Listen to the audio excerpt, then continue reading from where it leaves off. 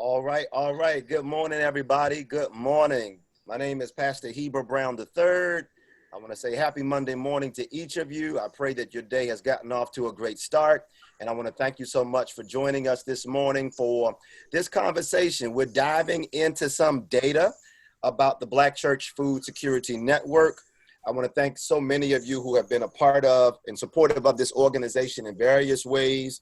God has just been blessing us in some tremendous ways, and we're growing and expanding and going deeper into our connections and engagements with communities as well. I'm going to jump into this conversation in just one moment and ask our two researchers to introduce themselves in a second.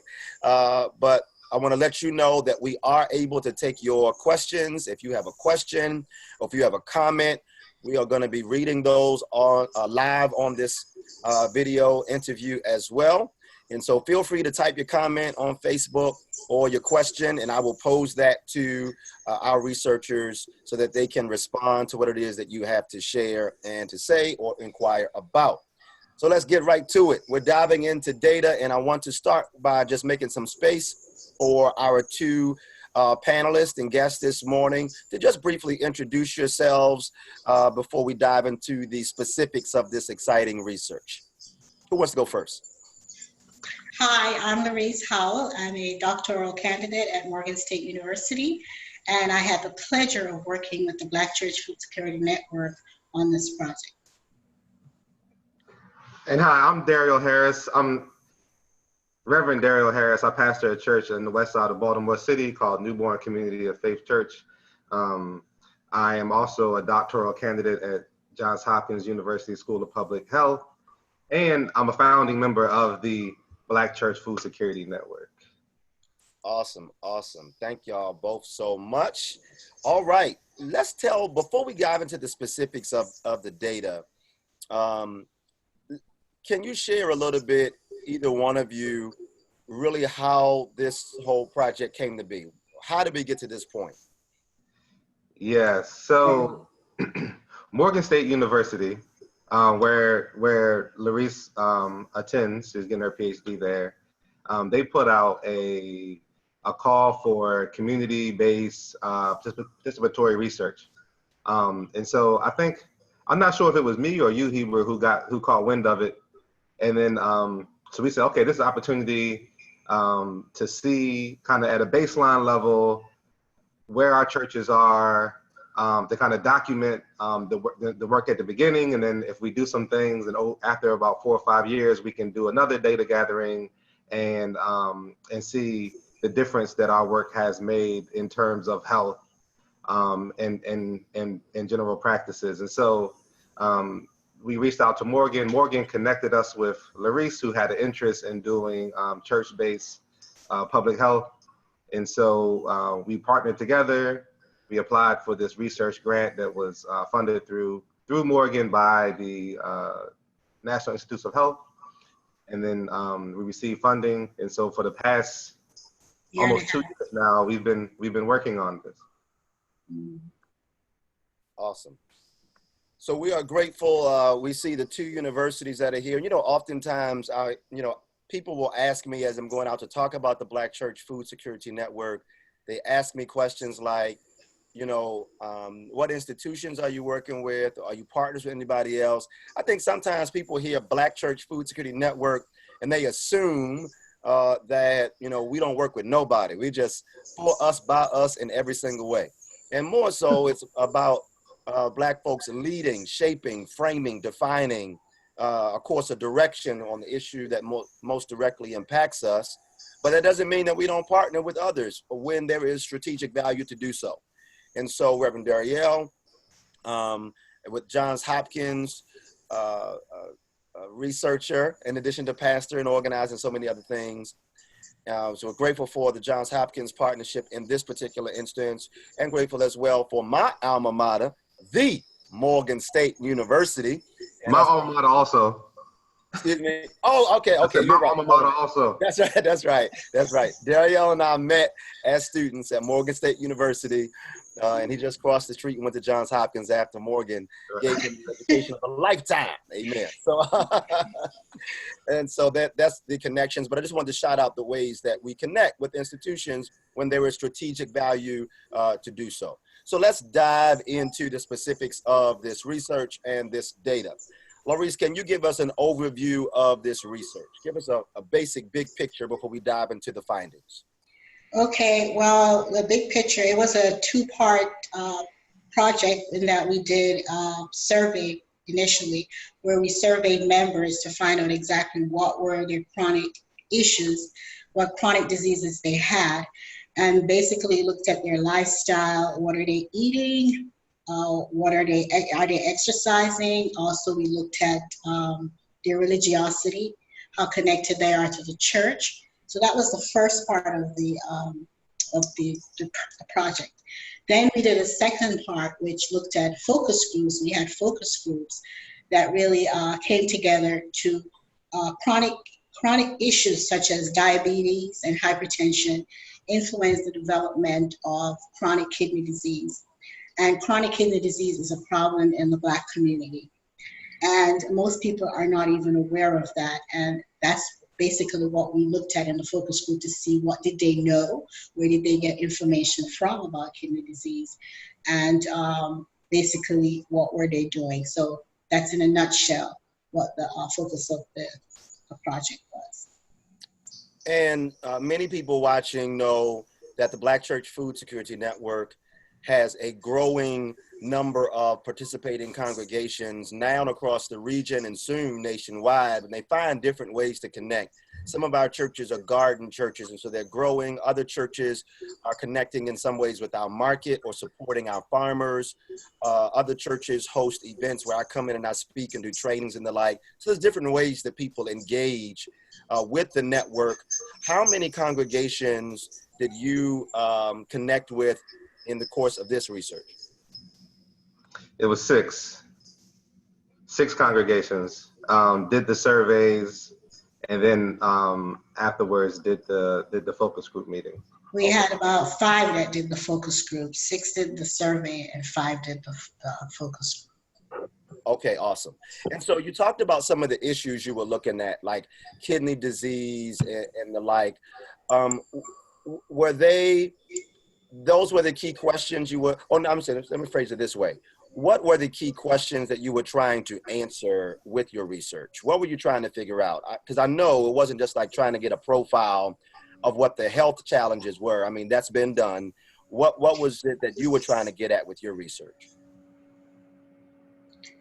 We were basically trying to find out what were the conditions, and because if we know what they are, then that's something we can basically address. So we wanted to find out what were the key conditions or chronic issues in the churches. And we also wanted to know what were members doing about it, or did they have any struggles or issues with the conditions that they had. We also wanted to know when we did the focus group, we wanted to know if they knew anything about kidney disease. We wanted to know what they knew. We wanted to know where they were getting the information from, and so we can address some of these issues. Okay. Yeah. Additionally, I would say that additionally to just getting a profile, the motivation behind this research was to come up with the intervention. So how can we come up with a solution that people would embrace, that would be helpful, that would be something that is in line with the way they move and think, and the logics that they use, so that it can be impactful. What about the pastors? Because I mean, you're focusing on the parishioners at this point in the conversation, but I also know you had some engagement with the pastors of these churches as well. Tell us a little bit about that. Yes, we were able to interview 3 of the pastors, and I can tell you with the focus group was mainly looking at chronic kidney disease and specifically, and asking the pastors how do they envision starting a program to address this issue.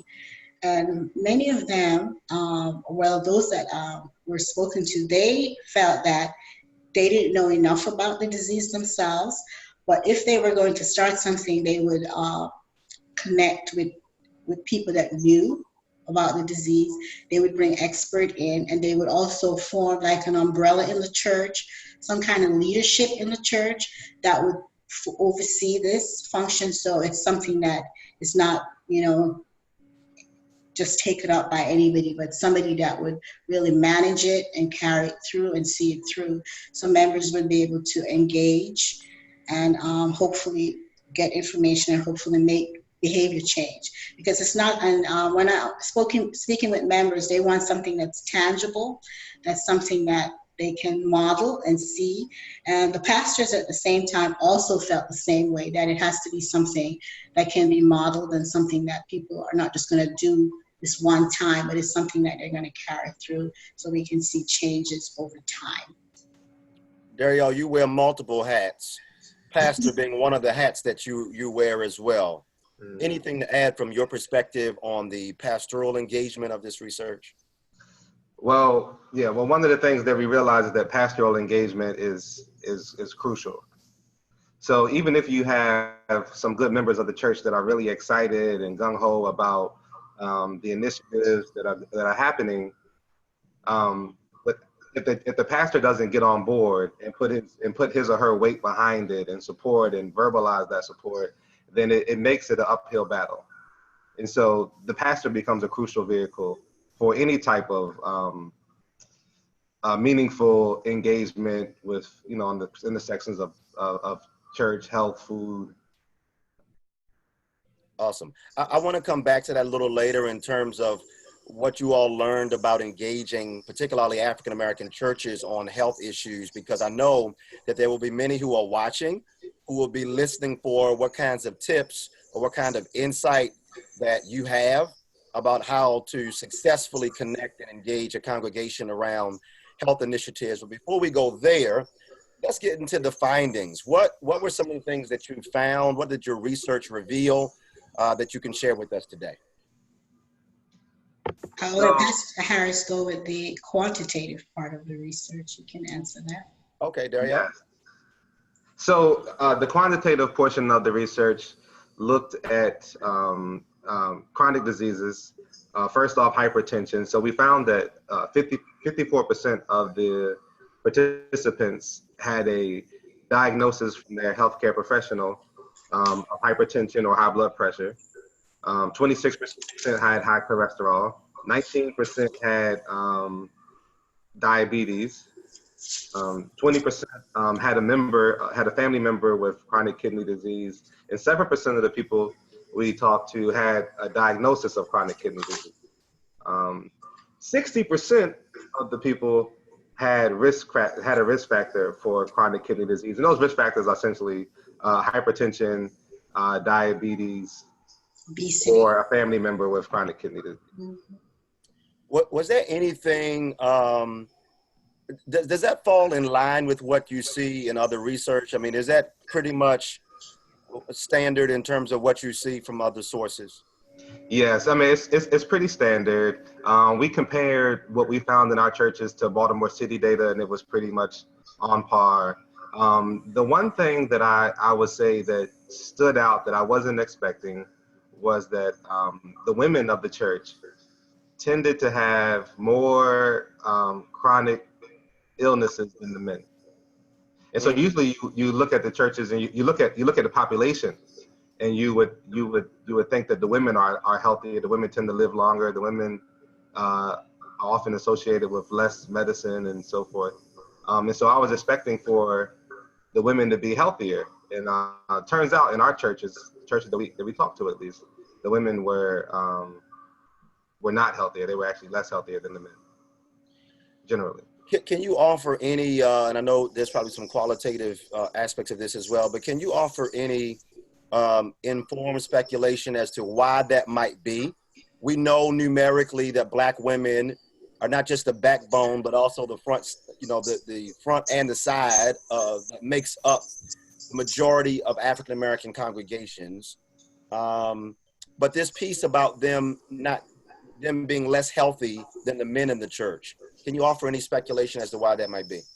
Yeah, so there's two things. So one, because I found this, and then I started digging and looking at what's happening in Black women health and type of trends, what trends are going on, and I found that that as of now, Black women generally have hypertension at a higher rate than Black men in the United States. That's not true in Baltimore, but that's true across the United States. And secondly, I looked at the age. So for our Black women that we worked with, that participated, They're older. they're older. And so the Black men the Black men that we interviewed had a tendency to be a bit younger, and Ah, the Black women had a tendency to be a bit well, they were young and old, but it kind of ran the gamut. But you had most of the people who were 60 plus tended to be women. So that means the men may have died already. The men may have just not been in church. But I think age has played a big factor. Age is a factor, yeah. awesome. Okay. Thank you for that qualitative. And again, it's in line with what you've seen, but that was a significant surprise in terms of Black women. Laurie, share more about the findings of your research. Okay, when we did the focus group, we found that in general, the congregation knew nothing about the risk factor, diabetes and hypertension being risk factors for kidney disease. They really, when we asked them about risk factor for diabetes, they stated things like amputation, blindness, death. And for hypertension, stroke, no one mentioned kidney disease. So that was just not there. We also found that their doctors are not talking to them about kidney disease. And we also found that these were some of their struggles. They struggle with diet, and they struggle with finding time to exercise. And it wasn't so much diet in that I can't afford the food. It's diet in that I'm having problems dealing with things that I like to eat that I know that's not good for me. They did mention that with the Black Church Food Security Network bringing in the fresh fruits and vegetables, that was something that's really helping them to actually choose foods that they never ate before and actually eat stuff that they never had before. So that's a positive right there. So they're actually now actually selecting things. So I think going forward, just introducing them to things that they haven't done before, never thought of before, is very helpful. A lot of them felt that kidney disease is caused by not drinking enough water or medication side effect. But none of them really linked it to the disease that they themselves already had. For those of them that did link it, it was because they either had a family member that had kidney disease. And so for those that had a family member that had kidney disease, their doctors were talking to them and they were paying attention. So what I saw is if it's not something that's really happening to them, it doesn't become meaningful. It doesn't, they don't make any connection there because it's not happening to them at that point. For those who are watching, I just want to encourage you and let you know that we are more than happy to take your questions too. Thank you for those of you who are tuning in live during this conversation. Please feel free to submit your comments or your questions as we are having this conversation. So this whole issue of it really piqued my interest, Laurice, when you said that you've, through the focus groups, learned that doctors were not talking to these parishioners about kidney disease. And kidney disease, and correct me, I'm a layman on this stuff, but kidney disease disproportionately impacts the African-American community. Is that right? That is right. And so I'm curious then, if this is something that disproportionately impacts our community, why do you think, and I have my hunches, but why do you think doctors are not talking about this with their African-American patients? And can you offer up any ideas as how to remedy that? Well, what the parishioners were telling me is, my doctor don't talk to me about it because it's not an issue, meaning that my kidney's not damaged, so they don't need to talk to me about it. And so doctors are probably not talking to them about it because yes, their kidneys are not damaged yet. But if their blood pressure is up and their blood sugar is up and they're not managing that, that's down the road. So physicians need, the literature says a lot of physicians themselves don't talk to their patients about kidney disease because they don't know how to talk to them about it, or they don't think that they'll follow through on the suggestion. And so there's a lot of different reasons why physicians are not talking to their patients about kidney disease. But I think what can be done is equipping members with information. So when they go to their physician, they can say, you know, my blood sugar has been high, my blood pressure has been high, I want you to check my kidneys. And so I want to know my numbers. There's something called glomerular filtration rate. It's an easy test that can be done.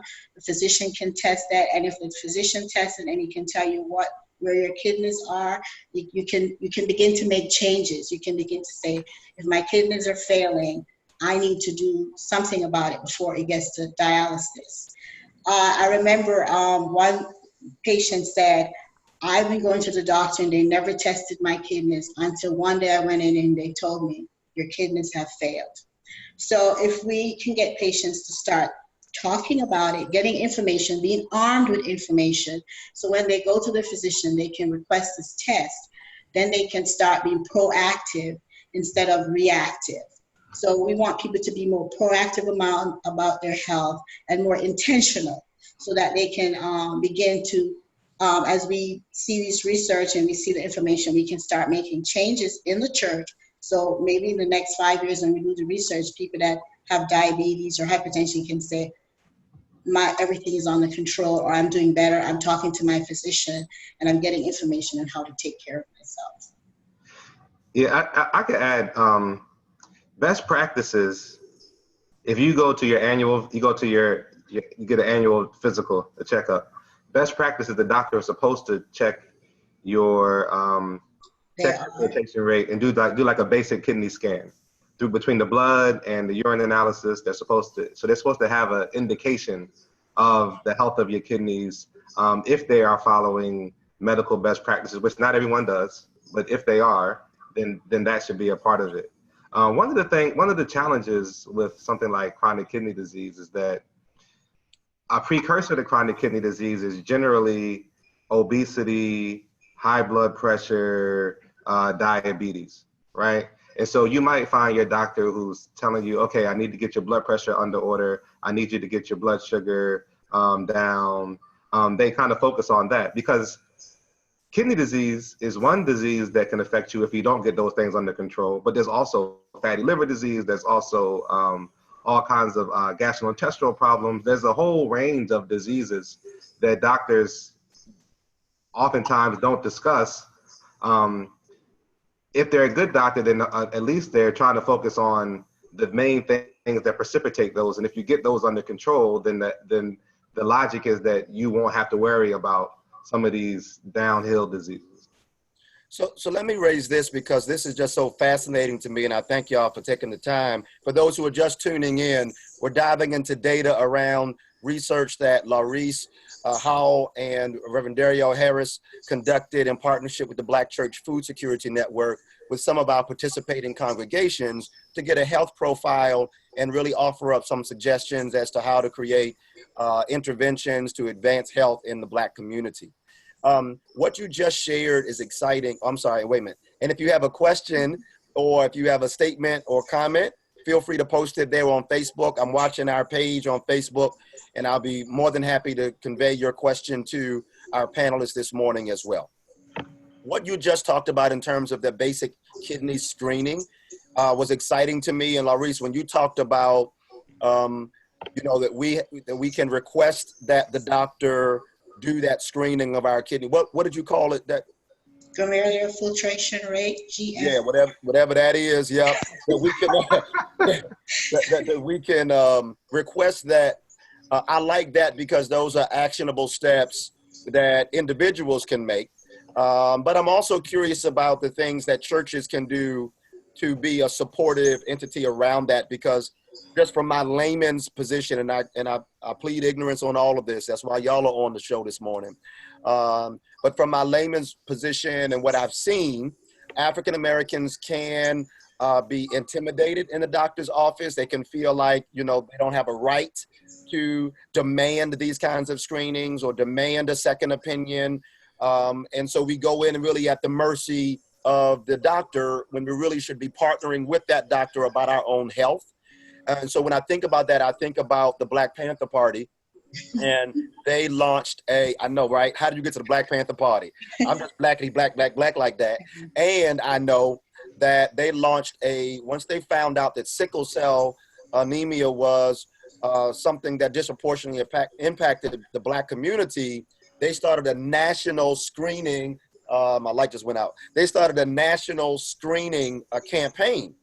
And it was like a grassroots campaign around a health matter in the Black community. And a lot of people think about the Black Panthers and think about guns and protest and, et cetera, et cetera.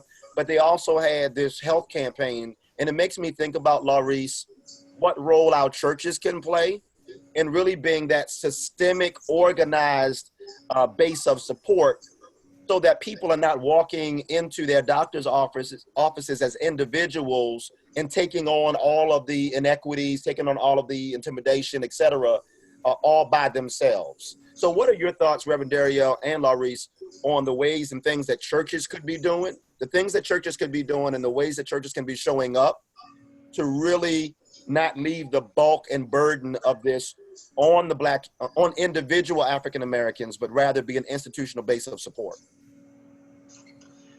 Well, several things.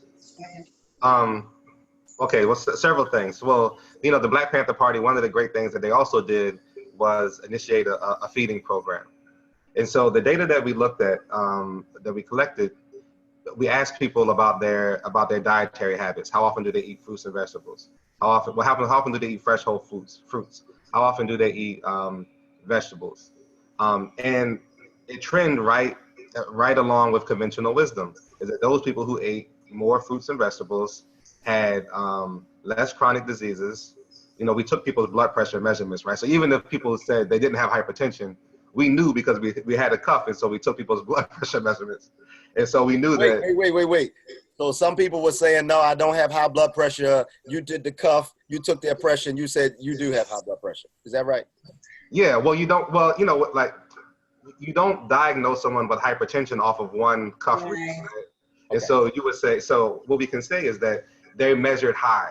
And so we would recommend them now to go to the doctor and have their doctor, do the standard tests and run all the things. But as far as the sleeve cuff,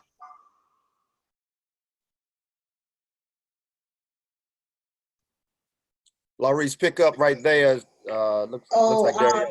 Yeah. What I would say too is, in the cuff reading was suggesting that they did. Okay, you froze up a little bit, Dario, but we got the gist of most of what you shared there. Laurice, can you add to that? I would say knowledge is power.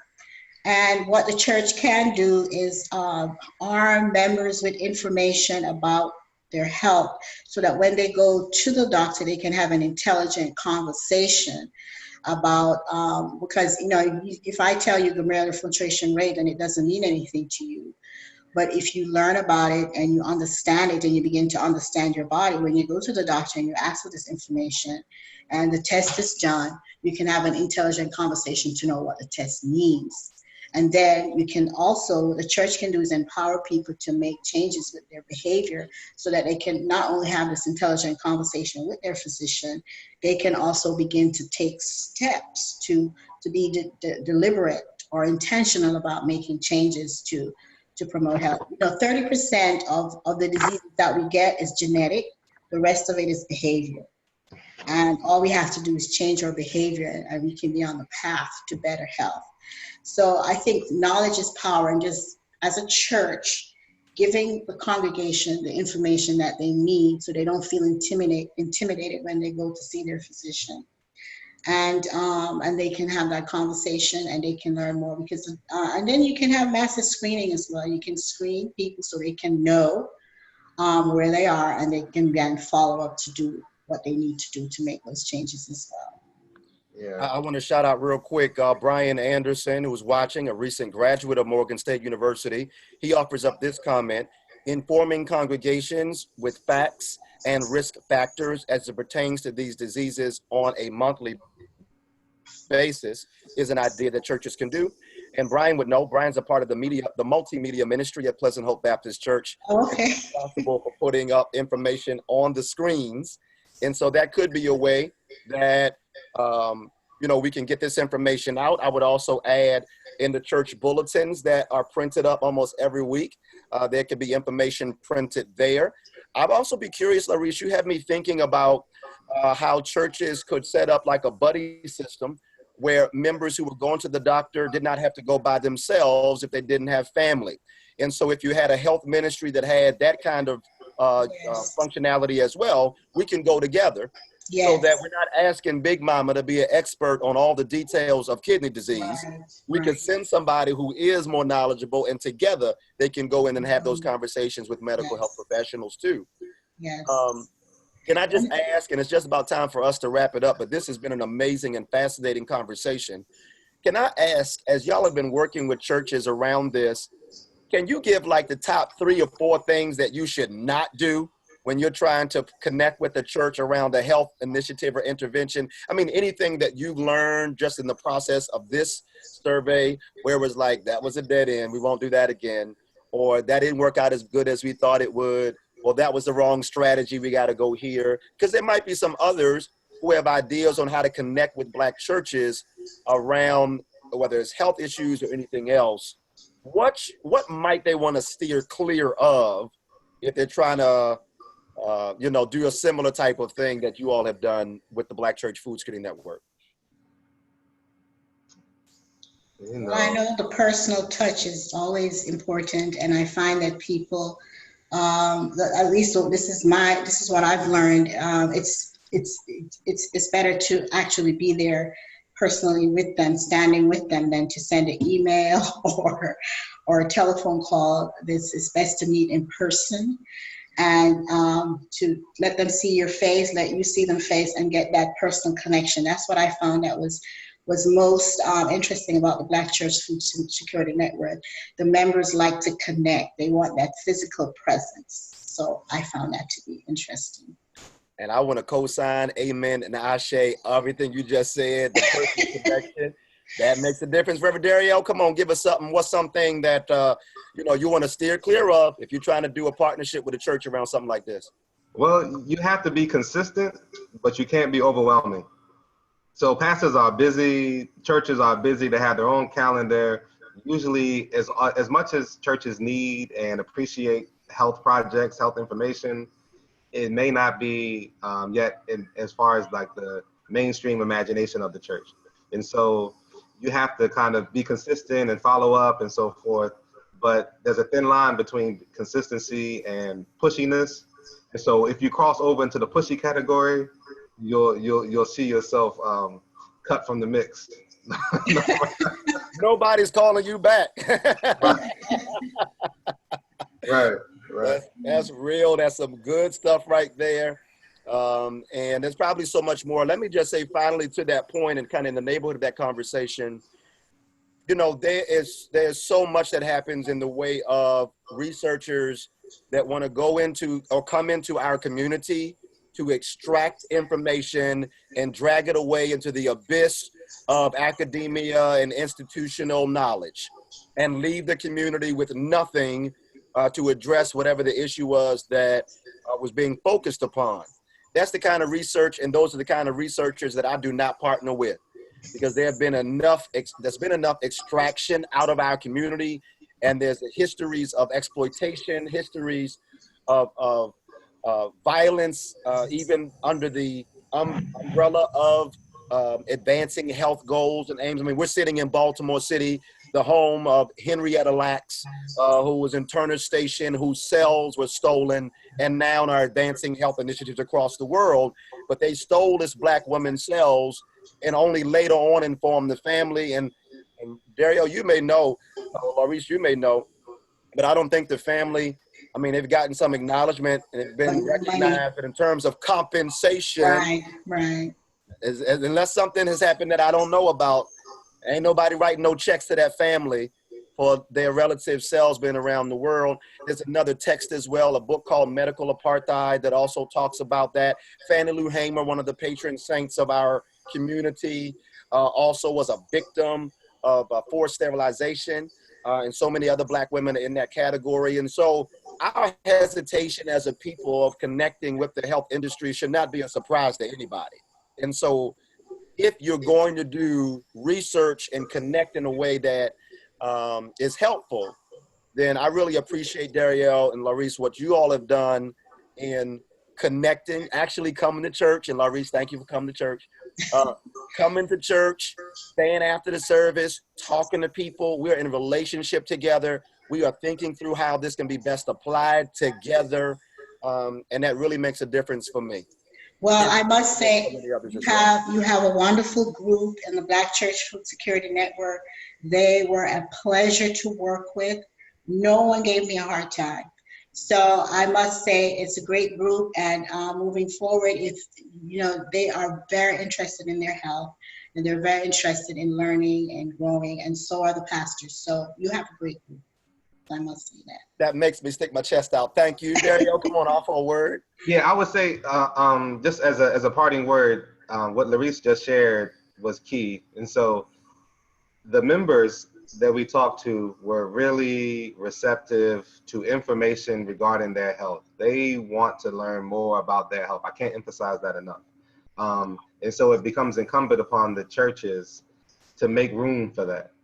Make room for people to learn how to be healthy, to demonstrate it. Oftentimes in our churches, it's a personal thing. So we have pastors who are very healthy, go to the gym several times a week and are fit, but it's individual, but it's not congregational wide. And so the congregation that we talked to said, let us be a part of this conversation, dialogue, information share, so that we too can be healthy. And not be sick. No one wants to be sick. So that's amazing. I appreciate that push. And it looks like, because this has gone so well, I'm really now even myself excited about ways to continue to give it legs in our community and our congregations. It looks like March is National Kidney Health Month, if I'm reading this right.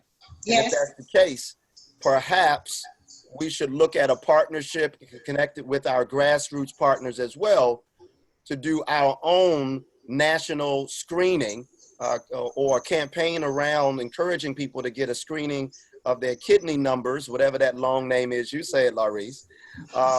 But coming from a grassroots community-based approach as opposed to a top-down medical or academic community approach on the Black community. Maybe if we bubble up together based on our agenda and our needs, that will help to advance this issue. But I'm really excited. I don't know anything about how the screening goes, but you make me want to know my numbers. And you make me want to do a campaign in my church and throughout the network around the nation so that all of us at least know our kidney numbers, and have that somewhere on the radar of our minds and in our families. Thank you. So I want to thank you both so very much for this conversation. It's blown my mind how much I've learned in a short amount of time. For those, and I don't know if you might have a link or a place where people can get more information or any parting suggestions for those who want to take it further. What's a final thing you would share before we close out? Somebody wants to take it further. Contact us, both Laurice Howell and Dario Harris. You can find us on the internet, or we could maybe make our information available. And so we would be happy to talk with you further. There's a conference coming up this Friday and Saturday at Morgan State University. We're going to be sharing this information.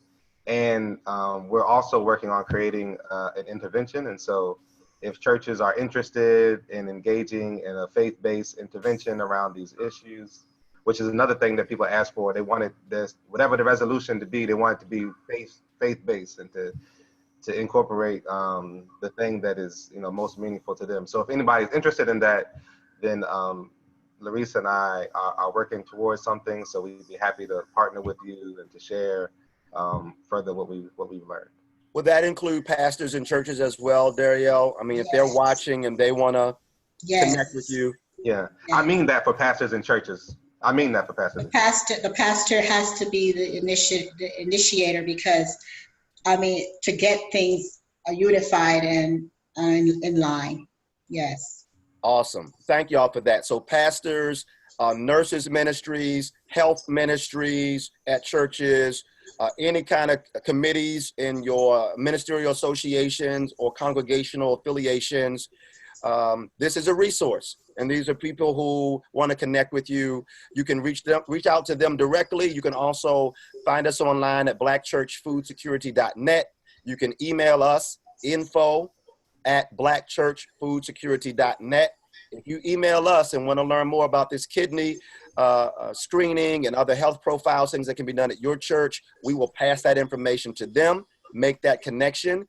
And yeah, let's see if we can do this grassroots, bottom-up, community-centered approach to taking our own health in our own hands.